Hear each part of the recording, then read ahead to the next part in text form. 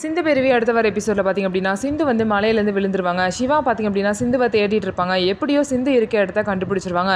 கண்டுபிடிச்சி நான் உன்னை சாக விட மாட்டேன் சிந்து, நான் எப்படியாவது உன்னை காப்பாற்றிடுவேன் அப்படின்னு சொல்லிட்டு யாராவது இருக்கீங்களா வாங்க வாங்கன்னு சொல்லிட்டு ஹெல்ப்புக்கு கூப்பிடுறாங்க. ஆனால் யாருமே வரமாட்டுறாங்க. அதனால சிவாவே பார்த்திங்க அப்படின்னா சிந்துவை வந்து தூக்கிட்டு போகிறாரு. சிந்துவை வந்து சிவா காப்பாற்றிடுவாரா அப்படின்னு சொல்லிட்டு வெயிட் பண்ணி பார்க்கலாம். இன்னொரு சைடு பார்த்திங்க அப்படின்னா பைரவி வந்து இந்த மாதிரி எசக்கியை வந்து திட்டிகிட்டு இருக்காங்க. எதுக்காக நீ வந்து காயத்ரி கிட்ட இந்த மாதிரி நடந்துக்கிட்ட, அவளோட விருப்பம் இல்லாமல் நீ எப்படி வந்து அவகிட்ட தப்பாக நடந்துக்கலாம், ஒரு பொண்ணு விருப்பம் இல்லாமல் அவளை பார்க்குறது கூட தப்பு, அப்படி இருக்கப்போ நீ காயத்ரி விருப்பமே இல்லாமல் அவகிட்ட இப்படி நடந்துக்க கூடாது. காயத்ரி விருப்பமே இல்லாமல் தான் உன்னை கல்யாணம் பண்ணா, அவங்க அம்மா வந்து அந்த நிலைமையில ரொம்ப மோசமாக இருந்தனால நீ அந்த கேப்பில் போய் அவளை கல்யாணம் பண்ணிக்கிட்ட, அவளுக்கு இந்த கல்யாணத்தில் இஷ்டமே இல்லை. அது மட்டும் இல்லாமல் செலியனை அவள் மறக்கவும் இல்லை.